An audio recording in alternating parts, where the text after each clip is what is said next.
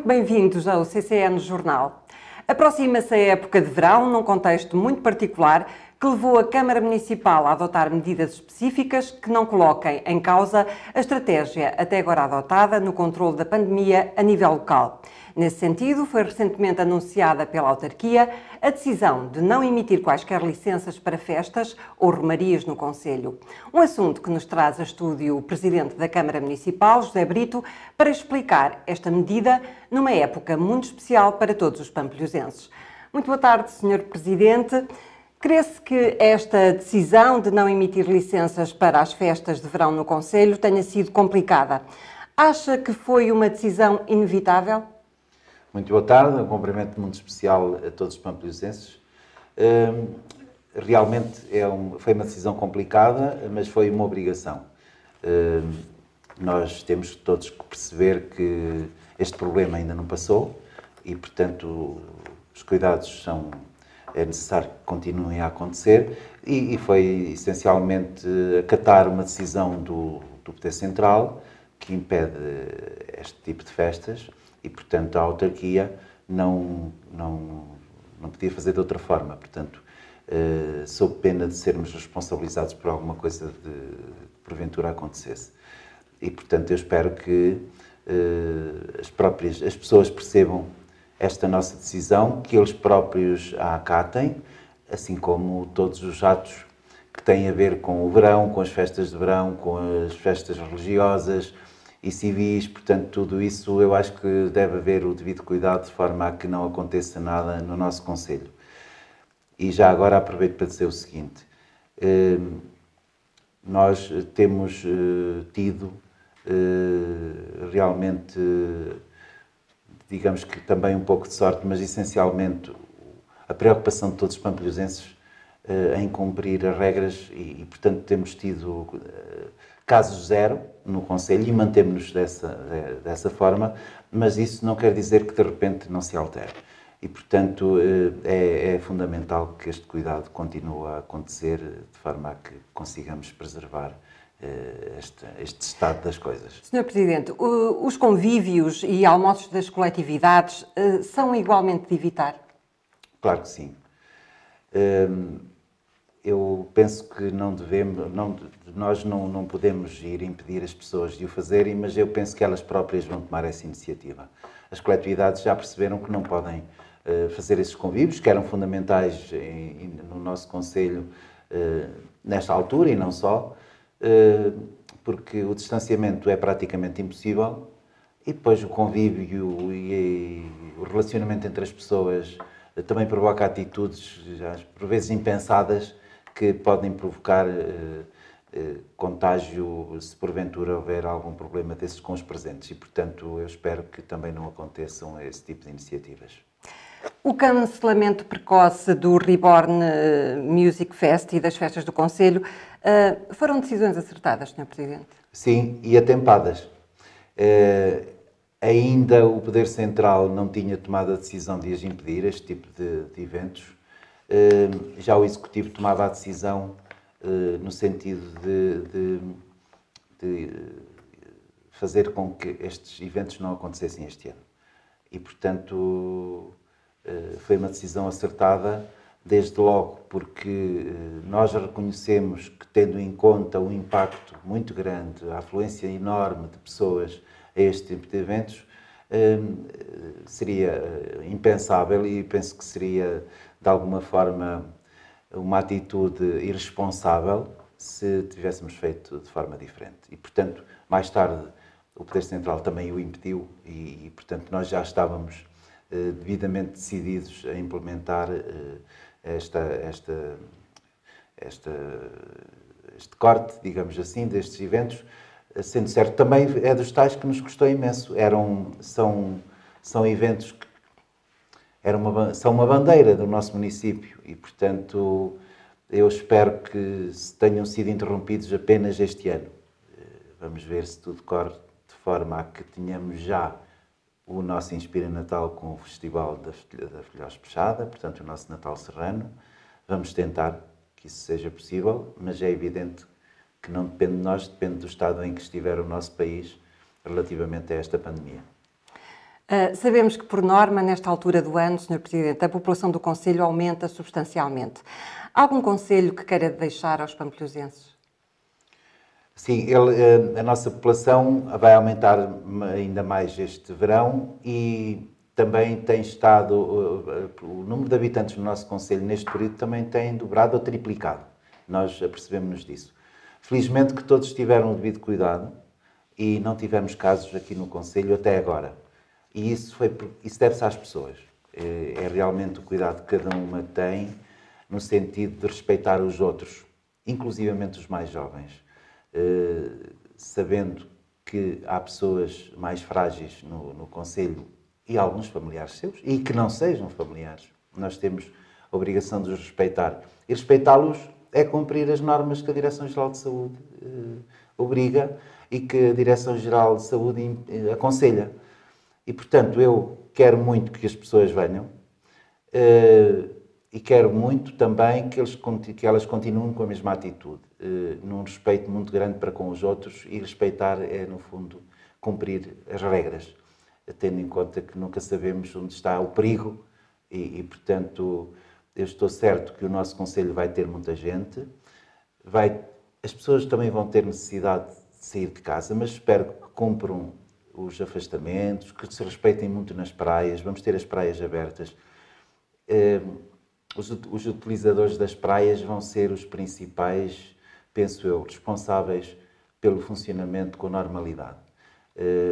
A atitude de querer entrar sem haver lugar, penso que não vai acontecer.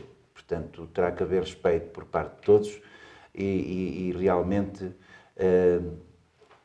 cada um de nós é o principal guardião destes espaços e da nossa saúde.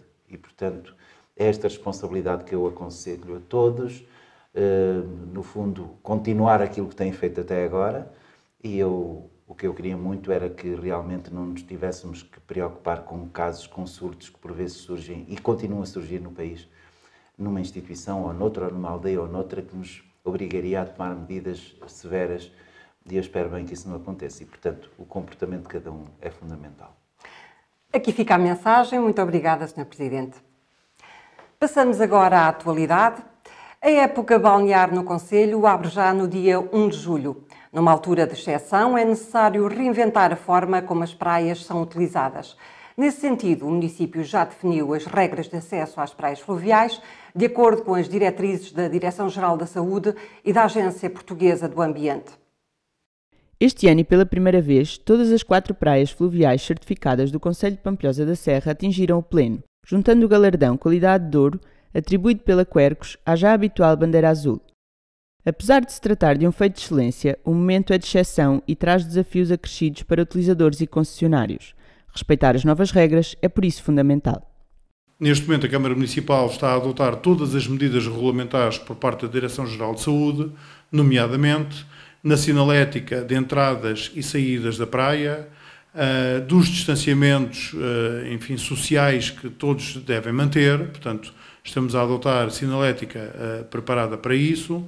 Estamos também a colocar em todas as praias a questão da bandeira, a verde, amarela ou vermelha, consoante a utilização das praias. Vamos limitar propositadamente algumas entradas ou saídas das praias para que não haja, conflitos ou cruzamentos de pessoas nas entradas e nas saídas. Portanto, até esse vai ser um cenário diferente. A estas medidas somam-se outras de caráter pessoal que já fazem parte da rotina diária e que devem igualmente prevalecer nas praias. O uso de máscara nos acessos e espaços fechados, os cuidados de etiqueta respiratória e o reforço da higienização das mãos são fundamentais. Para além do protetor solar, também o bom senso será essencial nesta época balnear. De facto, ou há uma sensibilidade muito grande por parte dos utilizadores para que usufruam da praia nas suas melhores condições, sem conflitos e sem problemas de maior, ou então, obviamente, deixaremos de ter um local paradisíaco para termos um local problemático. Para evitar problemas de maior e para garantir a proteção da saúde pública, a Agência Portuguesa do Ambiente determinou o limite da ocupação das praias de acordo com a respectiva área. As praias fluviais de Pampilhosa da Serra e de Janeiro de Baixo são as que têm a maior capacidade potencial de ocupação, com 330 e 310 utilizadores, respectivamente. Em Pessegueiro poderão estar 140 banhistas em simultâneo e em Santa Luzia 110. Mas há, obviamente, uma responsabilidade de todos os utilizadores para perceberem, consoante a sinalética da praia, seja ela a bandeira verde, amarela ou vermelha, que devem manter e devem respeitar. Se, de facto, o nadador Salvador colocar a bandeira vermelha, significa que as praias estão no seu limite.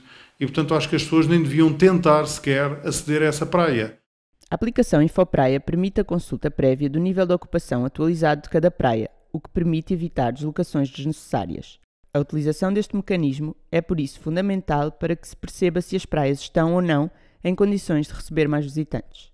Se todos respeitarmos isto, se todos formos sensíveis e responsáveis, de certeza absoluta que teremos um verão muito tranquilo e muito bom, porque, afinal de contas, como disse no início, as nossas praias têm o pleno do ouro e do azul, e acho que isso é o melhor cartão de visita que nós podemos ter, com responsabilidade e com sensibilidade por parte de todos. No dia 25 de junho decorreu a assinatura dos contratos referentes ao Fundo de Emergência Empresarial, um mecanismo criado pela autarquia na sequência do atual contexto pandémico, destinado a apoiar o tecido empresarial do concelho e que abrangeu um total de 52 empresas locais. O Fundo de Emergência Empresarial foi criado para apoiar empresas do concelho em situação de especial vulnerabilidade e assim tentar mitigar o impacto da crise económica e social provocada pela pandemia. Na sessão de assinatura dos contratos de apoio, José Brito, presidente da Câmara Municipal, destacou o espírito resiliente e a coragem dos empresários pampilhosenses.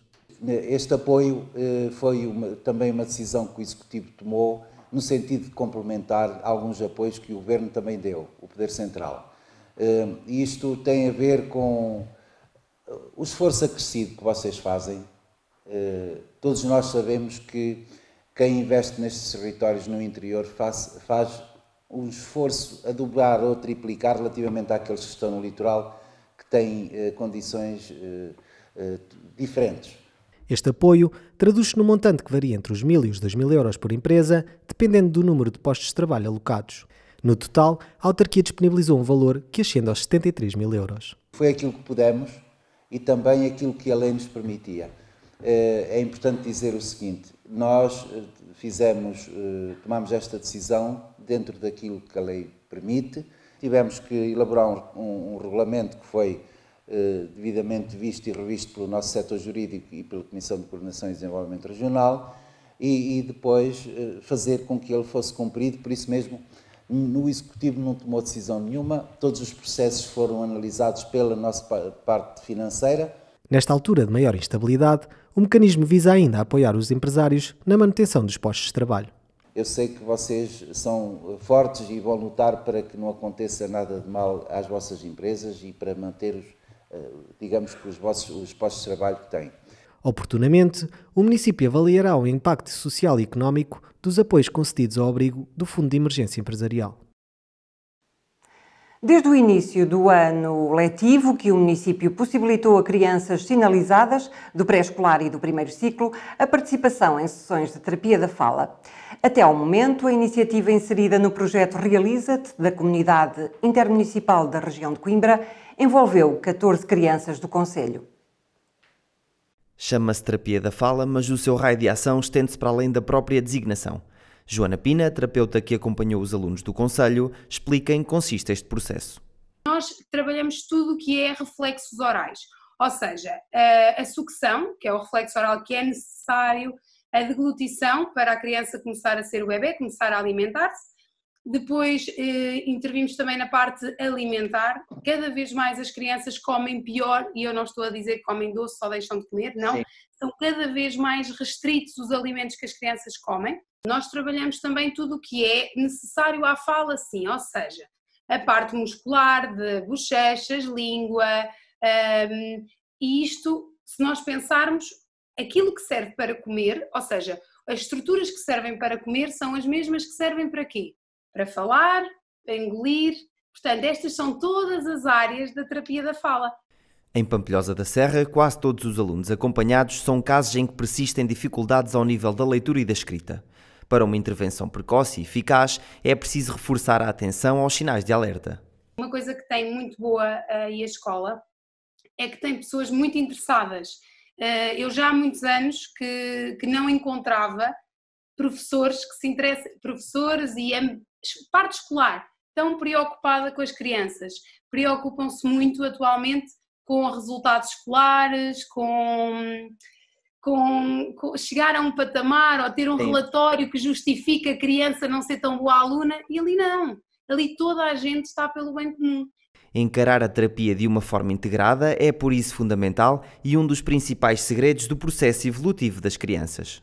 Semanalmente, aquilo que eu trabalhava em terapia, eu tinha consolidado durante a semana com o trabalho fantástico dos professores.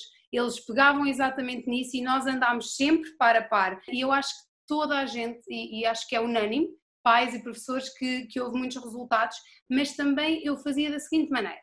Na quinta-feira eu estava com as crianças, eu dava sempre o feedback aos professores, mais no início, quando implementámos os métodos da terapia, as estratégias, eu pedi autorização aos pais que se mostraram interessados, que isto também é assim, como nós sabemos, só fazemos aquilo que nos permitem fazer.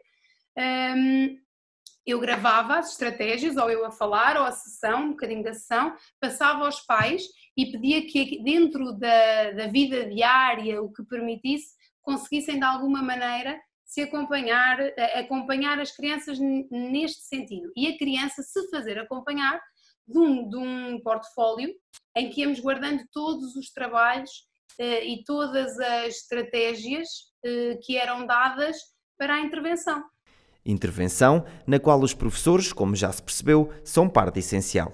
Se não houver uma parceria entre professores e terapeuta, considero que não há o efeito completo da medida, porque o tempo de terapia é muito pouco e se o professor estiver a lecionar de uma determinada maneira que não seja o da terapeuta, o método ensinado ao aluno, não vale minimamente a pena, porque estaremos a fazer um trabalho contrário, não estaremos a trabalhar para o benefício comum, tanto da terapia como das aulas, mas principalmente dos alunos. Depois de quase um ano de terapia da fala, todos reconhecem a evolução dos alunos que frequentaram as sessões. Uma evolução que nem a pandemia conseguiu abrandar. O recurso à teleconsulta foi a solução encontrada e que muito agradou aos alunos. Tudo o que eu fazia em sessão, eu transformei isto tudo em jogos. Jogos que a criança, eu partilho, faço controle remoto, partilho o meu ecrã e então a nossa base de ligação é o meu computador. Portanto, o jogo está assegurado, a atividade está assegurada, eu também estou aqui e falo muito, eles também estão do outro lado. O balanço, muito positivo. No planeamento do próximo ano letivo, a autarquia e agrupamento de escolas avaliarão a continuidade do programa. Alguns dos municípios que integram o projeto Dark Sky Aldeias do Xisto e a Comunidade Intermunicipal da região de Coimbra estiveram reunidos por videoconferência. A sessão serviu para coordenar uma estratégia de implementação deste destino turístico, à qual deverão associar-se alguns operadores turísticos locais. Com base num território de excelência no âmbito da observação do céu noturno, a Câmara Municipal continua a trabalhar na afirmação do destino Dark Sky.